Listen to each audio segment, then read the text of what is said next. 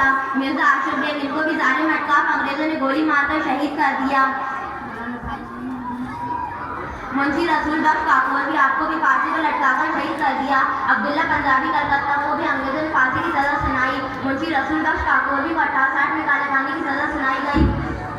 मौलाना अताउल्लाह शाह बुखारी तहरीक आज़ादी के सिलसिले में शेखुल-हिंद की तहरीक का नाम रेशमी रुमाल इसलिए पड़ा क्योंकि उन्होंने रेशमी रुमाल के जरिए अपने मददगारों से मिलने का जरिया बनाया था। शेखुल-हिंद मार्टिर काला पानी में 3 साल 19 दिन कैद रहे। I study in 7th standard in Alikma Public School. मैं विधायक हाजी जनाब आरिफ मसूद साहब का और पार्षद वसीमुद्दीन बप्पू भाई का शुक्रिया अदा करती हूँ जिन्होंने इस मंच के माध्यम से मुझे बोलने का मौका दिया। मेरी तकरीर का उन्वान है तहरीक आज़ादी में मुसलमानों का किरदार।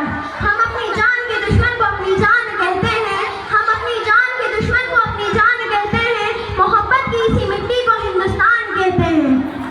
जनाब सदर आली वफात और मेरे अजीज साथियों, सबसे पहले मेरी तरफ से आप तमाम को मुल्क हिंदुस्तान की आज़ादी की बहुत बहुत मुबारकबाद। हज़रात, ये वही आज़ादी का दिन है जिसको हासिल करने के लिए हमारे आबा और अजदाद ने बहुत सी मुश्किलात और मसाइल का सामना किया।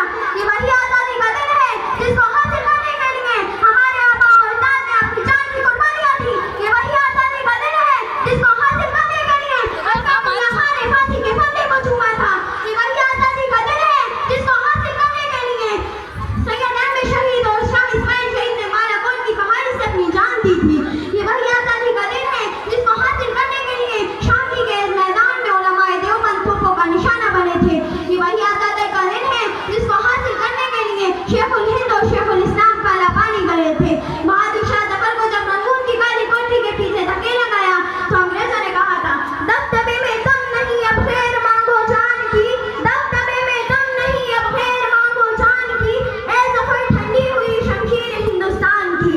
बहादुर शाह जफर ने जो जवाब दिया था वो ये था, वासियों में बू रहेगी जब तक ईमान की, वासियों में बू रहेगी जब तक ईमान की, तब तक नजर तक चलेगी तहरीक हिंदुस्तान की। हिंदुस्तान की तारीख वो रही है कि हिंदुस्तान को आज़ाद कराने में मुसलमान उलमाओं का बहुत अहम किरदार रहा है, लेकिन आज हिंदुस्तान की तारीख से उन्हीं लोगों के नामों को मिटाया जा रहा है, उन्हें देश का दुश्मन बताया जा रहा है, उन्हें देश का गद्दार बताया जा रहा है।